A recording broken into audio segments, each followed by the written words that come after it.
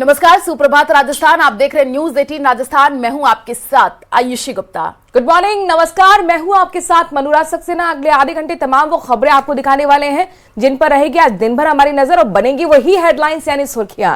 शुरुआत करते हैं आज की महत्वपूर्ण बड़ी खबर के साथ। संसद से जुड़ी बड़ी खबर। दरअसल आज से संसद का शीतकालीन सत्र शुरू हो रहा है और सत्र के हंगामेदार रहने के पूरे आसार है। तो 20 दिसंबर तक जो है संसद का शीतकालीन सत्र चलेगा। 5 नए कानून समेत 15 विधेयक जो है सरकार ला सकती है। इस वक्त की सबसे बड़ी जानकारी आपको दे रहे हैं। 20 दिसंबर तक जो है संसद का शीतकालीन सत्र चलने वाला है और आज से संसद का शीतकालीन सत्र शुरू होने जा रहा है। कहा यह जा रहा है कि संसद सत्र के हंगामेदार रहने के आसार हो सकते हैं। ये बड़ी अपडेट आपको दे रहा है और 5 नए कानून समेत 15 विधेयक जो है सरकार ला सकती है। और खासतौर पर वक्फ संशोधन विधेयक को लेकर भी जानकारी मिल रही है कि इसको भी पारित करने की पूरी कोशिश सरकार की रहेगी, लेकिन इतना आसान नहीं होने वाला है क्योंकि विपक्ष ने भी अपनी पूरी तैयारी कर ली है सरकार को घेरने के लिए। महत्वपूर्ण ये भी है कि 5 नए कानून समेत 15 विधेयक इस बार सरकार ला सकती है।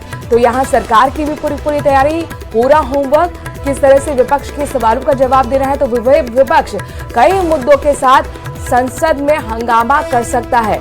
आज से आपको बता दें कि संसद का शीतकालीन सत्र जिसकी शुरुआत 11 बजे होगी। 20 दिसंबर तक संसद का शीतकालीन सत्र चलेगा और जब सत्र की शुरुआत होती है तो दोनों सत्रों को एक साथ संबोधित करती हैं राष्ट्रपति और 11 बजे जैसे ही कार्रवाई शुरू होगी सीधी तस्वीरें आप तक पहुंचाएंगे। और बात उपचुनाव के नतीजों के बाद बीजेपी के महामंथन की। राजधानी जयपुर में बीजेपी मुख्यालय में पार्टी की अहम बैठक हुई और इस मीटिंग में संगठन को लेकर के महामंथन किया गया। ये बैठक संगठन पर्व की प्रक्रिया को लेकर आयोजित की गई थी। बैठक में शामिल होने के लिए वसुंधरा राजे भी पहुंची। इस दौरान प्रदेश प्रभारी जो कि बीजेपी के प्रदेश प्रभारी हैं यानी राधा मोहन अग्रवाल, प्रदेश अध्यक्ष मदन राठौर, मुख्यमंत्री भजनलाल शर्मा सहित बीजेपी के दिग्गज नेता और पदाधिकारी मौजूद रहे और यही एक बड़ी टीम, मजबूत टीम बनकर उभरी है। चाहे प्रदेश प्रभारी राधा मोहन अग्रवाल हो, चाहे प्रदेश अध्यक्ष मदन राठौर और मुख्यमंत्री। दरअसल इन तीनों की सियासी अग्नि परीक्षा इसमें बखूबी अच्छा परफॉर्मेंस दिया है। उपचुनाव में जीत हासिल करने वाले विधायकों को सम्मानित करते हुए भी मुख्यमंत्री नजर आए और इसके बाद ये जो पर्व है संगठन पर्व, इसकी प्रक्रिया को लेकर भी बातचीत की गई।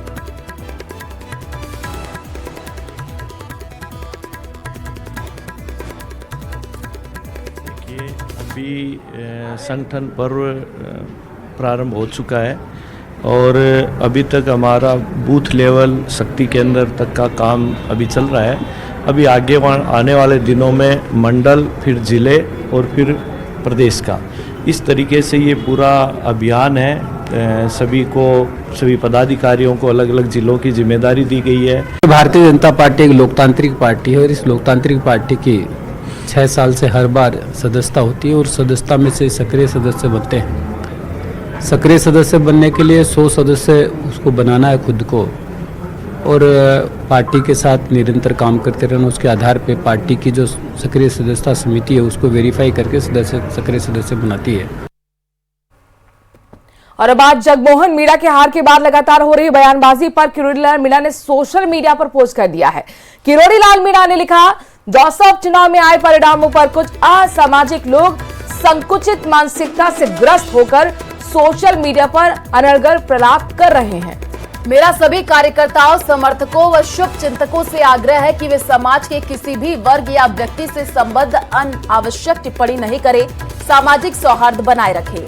आपको बता दें कि कैबिनेट मंत्री किरोड़ी लाल मीणा के भाई जगमोहन की हार के बाद सोशल मीडिया पर एक दूसरे के ऊपर आरोप प्रत्यारोप वाली पोस्ट करने का जो दौर है वो जारी है। तो बड़ी जानकारी आपको दे रहा हूं और एक्स हैंडल पर देखिए जो पोस्ट किया गया है वो भी हम आपको टीवी स्क्रीन पर दिखा रहे हैं। अनावश्यक टिप्पणी नहीं करे, ये किरोड़ी लाल मीणा की तरफ से कहा गया। सामाजिक सौहार्द जो है वो बनाए रखे। आपको बता दें कि दौसा सीट से जो है किरोड़ी लाल मीणा के भाई जगमोहन मीणा की हार हुई है और उसके बाद से तमाम तरीके की बातें लोग करते हुए दिख रहे हैं। एक्स हैंडल पर तमाम तरीके के पोस्ट सामने आ रहे हैं। तो किरोड़ी लाल मीणा ने शुभचिंतकों से अपील की है कि अनावश्यक टिप्पणी नहीं करें। और टोंक से बड़ी खबर आपको बता दें, नरेश मीणा की हार के बाद जो है मुकेश मीणा बोले हैं, देवली उनियारे की जनता का धन्यवाद दिया है। कहा जनता के सुख दुख में हमेशा साथ खड़े रहेंगे। सभी ने देखा, हमने कांग्रेस की जमानत जब्त करा दी। समरावता प्रकरण की साजिश में हम घिर गए। कांग्रेस सही टिकट देती तो ये दिन नहीं देखना पड़ता। नरेश मीणा को टिकट मिलता तो हम जीत जाते। हरीश मीणा पर टिकट बेचने का आरोप साबित हुआ। हरीश मीणा ने केसी मीणा के प्रचार नहीं किए और कांग्रेस के इतिहास में सबसे बुरी यह हार हुई है। मुकेश मीणा जबरदस्त तरीके से कांग्रेस पर बरसते हुए नजर आए हैं। सुनिए। आपने ये बात बिल्कुल साबित हो गई कि उन्होंने पैसे लिया है, कि अगर मान लो वो सच्चे में रहते और अगर नहीं लिया होता तो कहीं भी आपको हरीश जी को किसी गांव के अंदर प्रचार करते हुए देखा हो तो मुझे बता दीजिए आप। हरीश जी किसी सभाओं के अलावा 2 सभाएं उन्होंने करी और किसी उसके बावजूद कहीं नज़र भी आए हो तो आप मुझे बता दीजिए। अगर वो, ये तो बिल्कुल साबिती हो गया अब तो, अगर वो नहीं लेते तो वो 1 to 1 केसी मीणा जी के साथ में जाते और गांव में वोट मांगने का काम करते।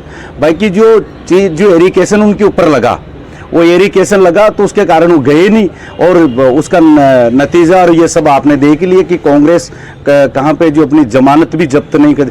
मेरे हिसाब से आज दिन तक के इतिहास में पहली बारी पार्टी को इतनी बुरी हार, उस कैंडिडेट को हारना पड़ा जहां पे अपनी जमानत भी उसने जब्त करवा दी, वो भी जमानत भी नहीं बचा पाया। इससे बुरा हाल क्या होगा कांग्रेस का? अगर नहीं तो निकलते हरीश जी। ये चुनाव किसके बीच में हो रहा था? ये चुनाव तो हमारे हरीश जी इनके बीच में तो चुनाव हो रहा था। और वहीं झुंझुनू में उपचुनाव का रिवाज इस बार भी बरकरार रहा। जिले में आम चुनाव में जिस पार्टी का विधायक जीता, उपचुनाव में उस पार्टी की हार हुई। और जिले में अब तक हुए 6 उपचुनाव को देखा जाए तो इनका परिणाम आम चुनाव के विपरीत ही रहा है। इसी पर देखिए ये खास रिपोर्ट।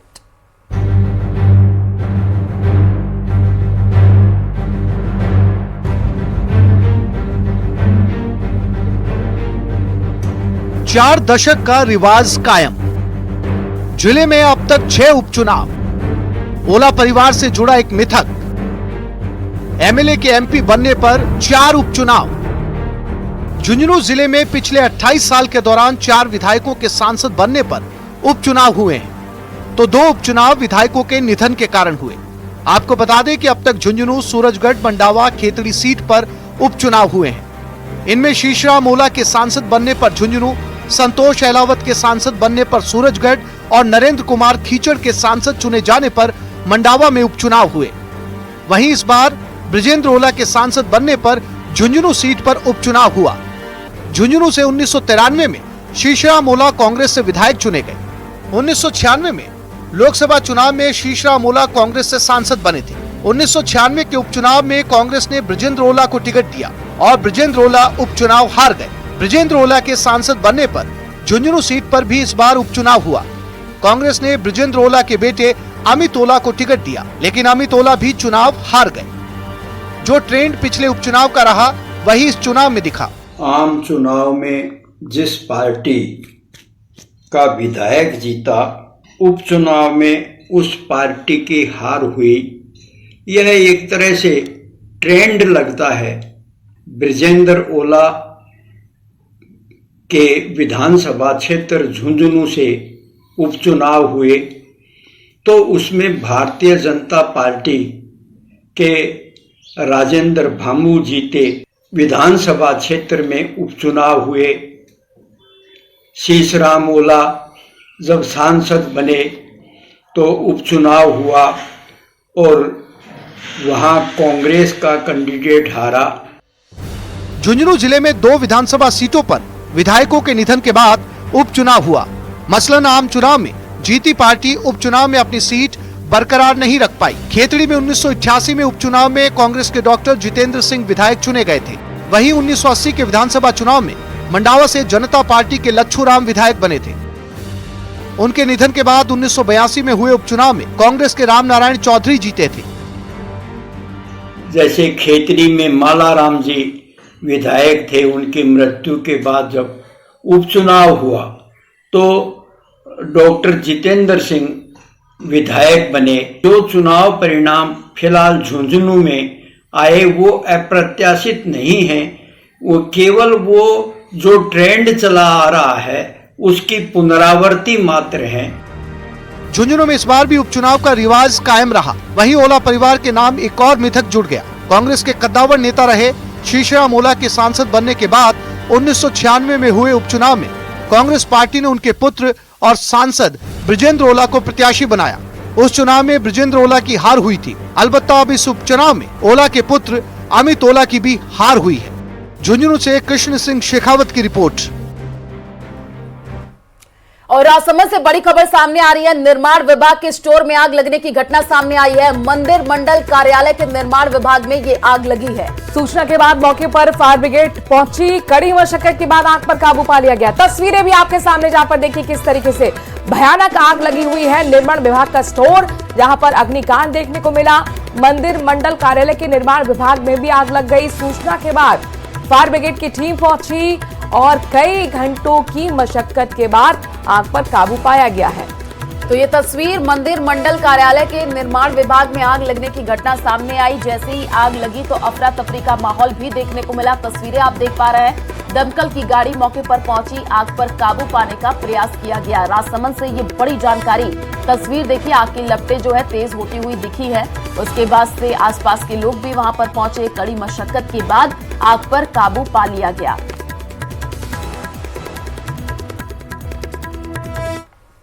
और अब बात उस खबर की जिससे इंसानियत के साथ साथ पूरे सिस्टम पर धब्बा लग गया है।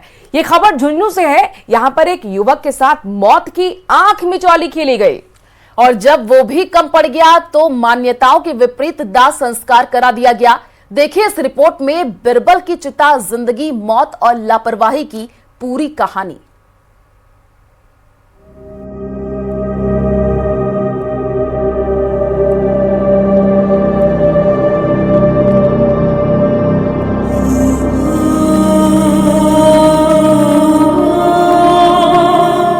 ये तस्वीरें दिल दहला देने वाली हैं।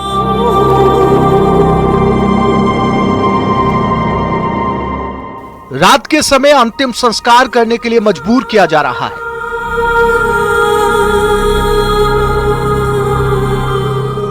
जबकि हिंदू धर्म के अनुसार सूर्यास्त के बाद दाह संस्कार नहीं होता।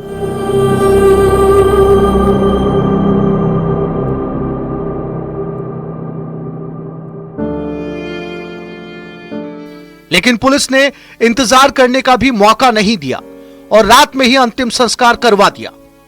मृतक के परिवार पर यह किसी त्रासदी से कम नहीं है।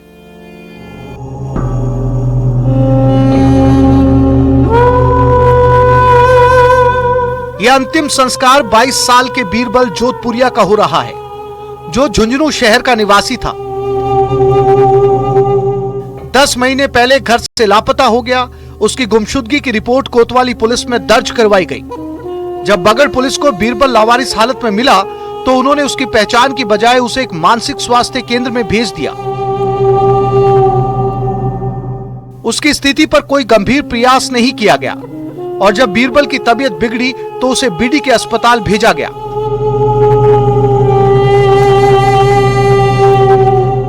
इक्कीस नवंबर को बीरबल की तबीयत अचानक बिगड़ी और उसे अस्पताल लाया गया। अस्पताल में उसका कागजी पोस्टमार्टम कर दिया गया।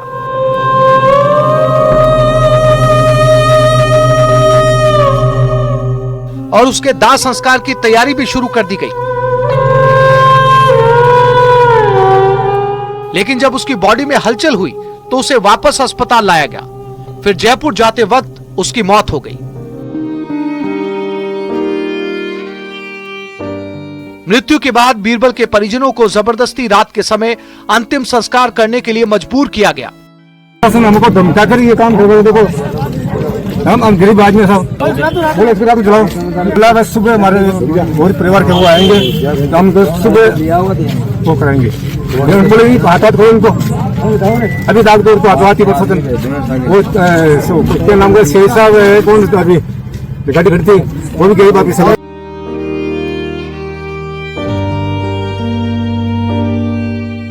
ऐसे में यहां पुलिस प्रशासन पर सवाल खड़े होते हैं कि बीरबल की गुमशुदगी के बाद पुलिस ने उसे ढूंढा क्यों नहीं। जब बगड़ पुलिस को उसकी फोटो मिली तो क्यों नहीं उसकी पहचान की कोशिश की गई, और जब उसकी मौत हो गई तो जल्दबाजी में दाह संस्कार क्यों करवाया गया। सवाल यह भी है कि मां सेवा संस्थान के मानसिक पुनर्वास केंद्र में बीरबल के साथ क्या हुआ था जिससे उसकी तबीयत बिगड़ी। इस सवाल की जांच पुलिस क्यों नहीं कर रही और वहां के सीसीटीवी फुटेज को जब्त क्यों नहीं किया गया ताकि सच्चाई का पता चल सके। क्या बीरबल के परिवार को न्याय मिलेगा? क्या पुलिस इन सवालों का जवाब देगी? ये कहानी न सिर्फ एक परिवार की पीड़ा है बल्कि उन तमाम सवालों की भी है जिनका जवाब अभी तक नहीं मिला है।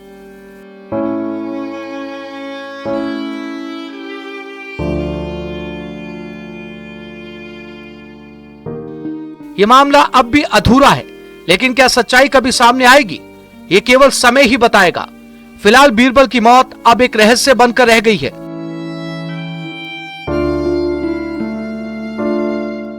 झुंझुनू से कृष्ण शेखावत की report, news 18 Rajasthan.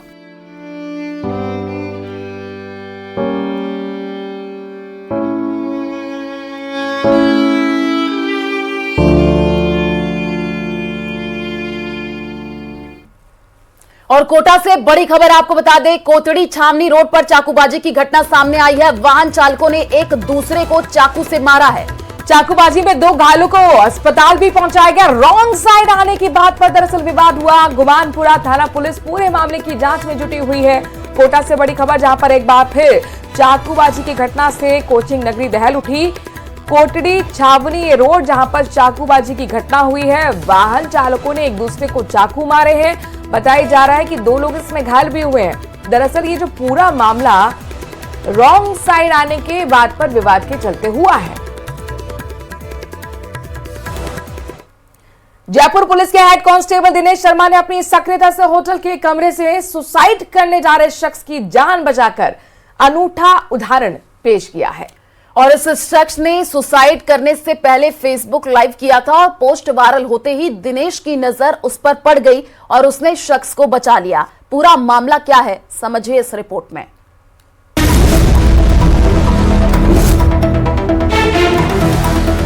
Facebook live आकर सुसाइड की कोशिश कर रहे युवक की जान एक पुलिसकर्मी की सक्रियता से बच गई है। उसने फौरन ही उसकी लोकेशन निकाली और होटल स्टाफ को कॉल किया। होटल के कर्मचारियों ने रूम का दरवाजा तोड़कर फंदे पर झूलने से पहले ही उस व्यक्ति को नीचे उतार लिया। मामला राजधानी जयपुर के श्यामनगर इलाके का। शनिवार को जयपुर के बगरू थाना इलाके के एक गांव का रहने वाला युवक अजमेर रोड के एक होटल में गया, एक रूम लिया और रात के करीब 9 सवा 9 बजे के आसपास उसने फेसबुक लाइव किया और अपनी समस्या बताते हुए जान देने की बात कही।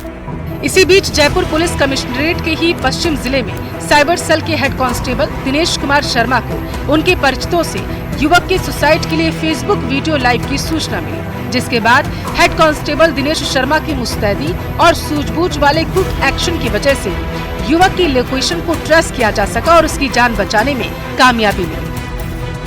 कल रात को मुझे एक सूचना मिली कि कोई लड़का फेसबुक पर लाइव आकर सुसाइड अटेम्प्ट करने का प्रयास कर रहा है। उस सूचना पर जब मैंने उस फेसबुक वीडियो का लिंक मांगा और लिंक को खोलकर जब देखा तो ये घटना सही साबित होती हुई दिख रही थी। उस उक्त प्रोफाइल को विश्लेषण करके उसके मोबाइल नंबर निकाले और बाद मोबाइल नंबर और फुटेज पर आधारित, वीडियो में आधारित जो पर्दे और रूम कलर थे, उस हिसाब से उस लोकेशन के आसपास की 4-5 होटलों को। दिनेश के मुताबिक युवक की लोकेशन अजमेर रोड हाईवे पर 200 फीट चौराहे के आसपास की आई। यहीं पर 3 से 4 होटल हैं। तब गूगल मैप की मदद से हेड कांस्टेबल दिनेश शर्मा ने उन होटलों की जानकारी जुटाई।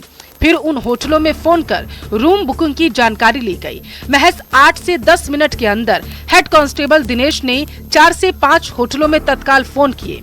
तब एक होटल के मैनेजर ने उस व्यक्ति के नाम से होटल में कमरा बुक होने की बात कही, जिसके बाद हेड कांस्टेबल दिनेश कुमार शर्मा ने तुरंत ही फोन कॉल कर होटल कर्मियों को तुरंत दरवाजा तोड़ने के लिए कहा। आखिरकार होटल कर्मियों ने कमरे का दरवाजा तोड़ा और फंदे पर लटकने से पहले ही युवक को पकड़कर उसकी जान बचा ली।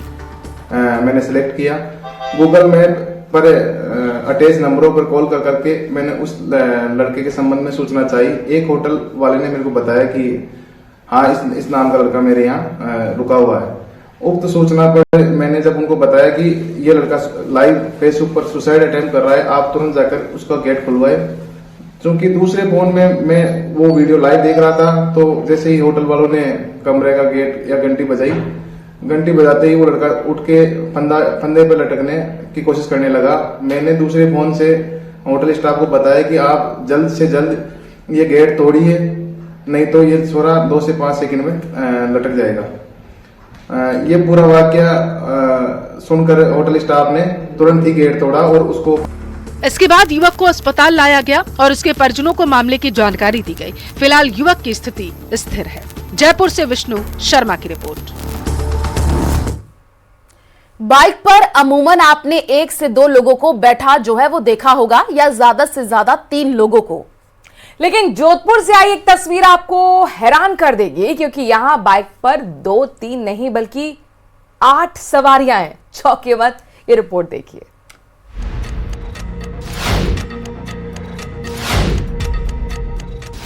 बच्चों की जिंदगी से खिलवाड़, एक बाइक पर 8 सवारी, हादसा हुआ तो किसकी जिम्मेदारी? ये वीडियो जिसे देखकर आप हैरान रह जाएंगे। सोचिए, अगर एक साथ 8 लोगों को घूमने जाना हो तो या तो वो कार का इस्तेमाल करेंगे या फिर किसी पब्लिक ट्रांसपोर्ट का इस्तेमाल करेंगे। लेकिन इस अजब गजब वीडियो में एक बाइक पर 8 लोग सवारी कर रहे हैं, जिसमें बाइक चलाने वाले को न खुद की जिंदगी की फिक्र है न मासूम बच्चों की। वायरल हो रहा ये वीडियो जोधपुर के JNVU न्यू कैंपर के पास पीली टंकी रोड का बताया जा रहा है, जिसमें देख सकते हैं कैसे एक शख्स यातायात नियमों की धज्जियां उड़ा रहा है।